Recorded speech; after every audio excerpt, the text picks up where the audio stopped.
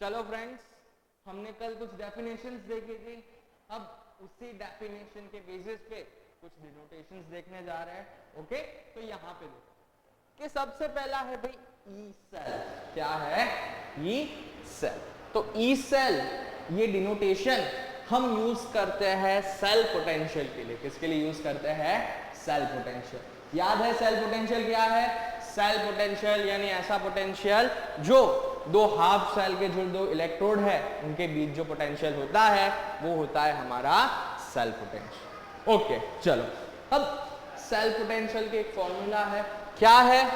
ई naught right minus e naught left. अब यहाँ पे आपको सबसे पहले क्वेश्चन आया कि भाई ई नॉट क्या है। तो ई नॉट इधर ही देख लो नीचे से कि हाफ सेल या फिर उस इलेक्ट्रोड का पोटेंशियल। हमने जो दो सेल देखे थे, ओके, जो सेल था वो दो हाफ सेल से मिलके बना था। दो हाफ सेल के अलग अलग इलेक्ट्रोड पोटेंशियल थे। ओके, तो उनके इलेक्ट्रोड पोटेंशियल को हम डिनोट करने वाले हैं ई नॉट से। ओके, हाफ सेल का जो इलेक्ट्रोड पोटेंशियल है, इलेक्ट्रोड पोटेंशियल की डेफिनेशन क्या थी? इलेक्ट्रोड पोटेंशियल यानी कि ऐसा पोटेंशियल जो कि इलेक्ट्रोलाइट और इलेक्ट्रोड के बीच में बन रहा हो। तो वही इलेक्ट्रोड जो पोटेंशियल है उसको हम ई नॉट से डिनोट करते हैं। किसे डिनोट करते हैं? ई नॉट से डिनोट करते हैं। ओके, चलो इधर ई नॉट राइट और ई नॉट लेफ्ट लिखा है, यानी कि ई नॉट राइट यानी कि कैथोड। कि हमारा जो कैथोड है उसके इलेक्ट्रोड और इलेक्ट्रोलाइट के बीच में कौन सा इलेक्ट्रोड पोटेंशियल है वो इधर आ जाएगा। वैसे ही जो मेरा एनोड है उसको मैं लेफ्ट तरीके से लूंगा। ओके, तो वहां पे एनोड का लेफ्ट आ जाएगा।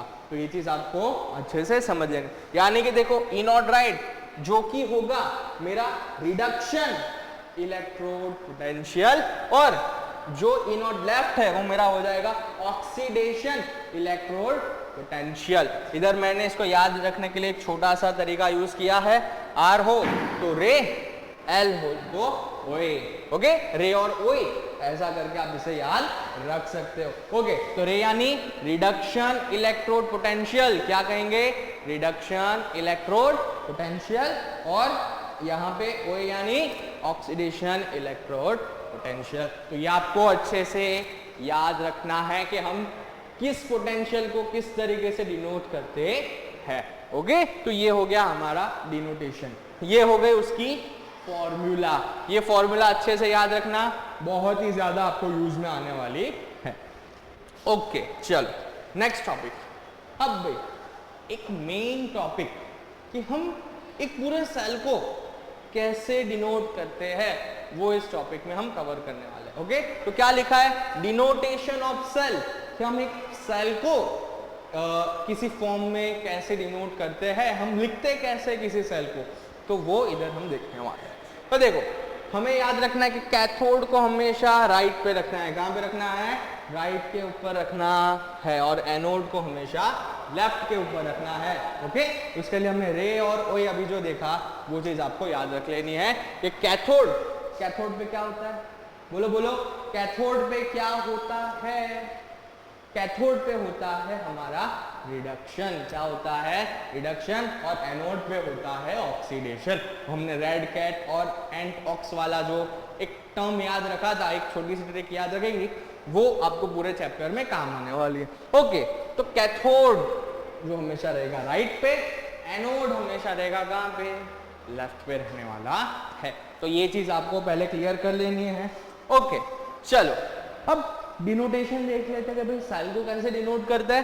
तो चलो सबसे पहला जो हमने सेल देखा हमारा इलेक्ट्रोकेमिकल सेल, हमारा फेमस सेल जिसका नाम है डेनियल सेल। कौन सा सेल? Daniell cell. ये डेनियल सेल आपको दिख रहा है।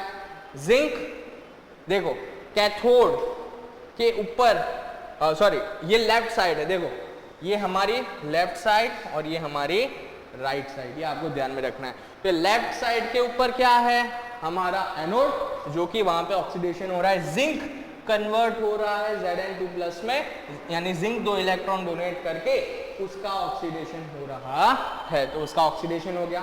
वैसे ही हमारे राइट के ऊपर हम क्या लिखेंगे? कैथोड लिखेंगे। कैथोड पे क्या हो रहा है? हमारा रिडक्शन हो रहा है। रिडक्शन में Cu2+ जो इलेक्ट्रॉन लेके कन्वर्ट हो रहा है कॉपर के अंदर। ओके, तो ऐसे आपको डिनोटेशन करना है। क्या, दो हाफ सेल को अलग करने के लिए हम यूज करेंगे डबल स्लैश, और एक ही सेल के अंदर हम यूज करने वाला जो हमारा हाफ सेल है उसके अंदर दो अलग अलग प्रोडक्ट्स को डिनोट करने के लिए उनके बीच में एक स्लैश करके हम बता देते हैं। तो ऐसे आप कोई भी सेल को डिनोट कर सकते हो। तो ये सेल डिनोटेशन के लिए ये एक टेक्निक है। तो ये चीज आपको याद रखनी है, क्योंकि एंड तक आप इस चैप्टर में बने रहोगे तो आपको ये बार बार आपको देखने को मिलने वाला है। ये जो डिनोटेशन है इसके बेसिस पे ही आपको कुछ न्यूमेरिकल्स भी कैलकुलेट करने हैं, फिर नर्स्ट इक्वेशन, ये जो सारे टॉपिक्स आएंगे वो इस इक्वेशन, इस तरीके के ऊपर बेस्ड है कि कैसे आप किसी सेल को डिनोट करते हो। तो हो आपको ये चीज अच्छे से समझ में आ गई होगी। ओके, चलो अब एक इंपॉर्टेंट टॉपिक। ओके, यहां तक हमने डिनोटेशंस जो है वो अच्छे से देख लिए। अब ये जो टॉपिक है वो हमारा मोस्ट इंपॉर्टेंट टॉपिक है, एग्जाम पॉइंट ऑफ व्यू के लिए नहीं पर आपके कंसेप्ट पॉइंट ऑफ व्यू के लिए। इस चैप्टर का जो एक कंसेप्ट है पोटेंशियल से कनेक्टेड, इसके कंसेप्ट पॉइंट ऑफ व्यू के लिए ये चीज आपके लिए बहुत इंपॉर्टेंट है। फिर से मैं कह रहा हूं, एग्जाम पॉइंट ऑफ व्यू इतना ज्यादा इंपॉर्टेंट नहीं है, ओके, पर आपका कंसेप्ट क्लियर करने के लिए ये टॉपिक बहुत इंपॉर्टेंट। ओके, क्या है नाम? Measuring electrode potential.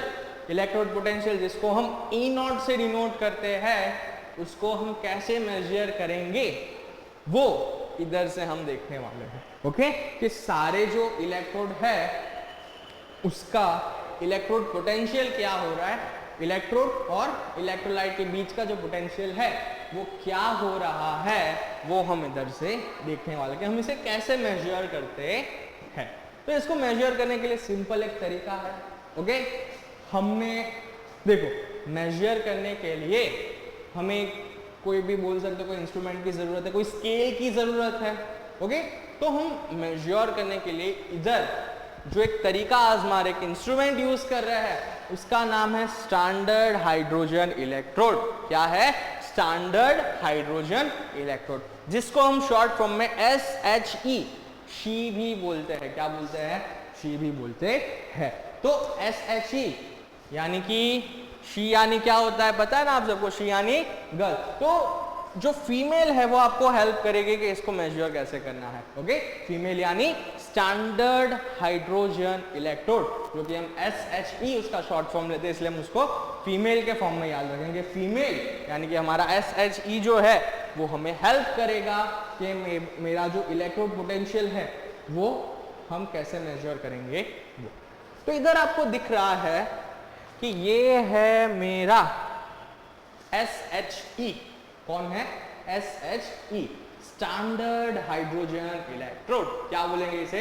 Standard hydrogen electrode. तो यहाँ पे आप देखो क्या है, एक इलेक्ट्रोड है, ओके, जिसके अंदर क्या हो रहा है, पर्टिकुलर ये प्लैटिनम की प्लेट है। ओके, तो प्लैटिनम की प्लेट, इधर से हम H2 पास कर रहे हैं, प्लैटिनम की प्लेट है और यहाँ पे कुछ रिएक्शन हो रही है।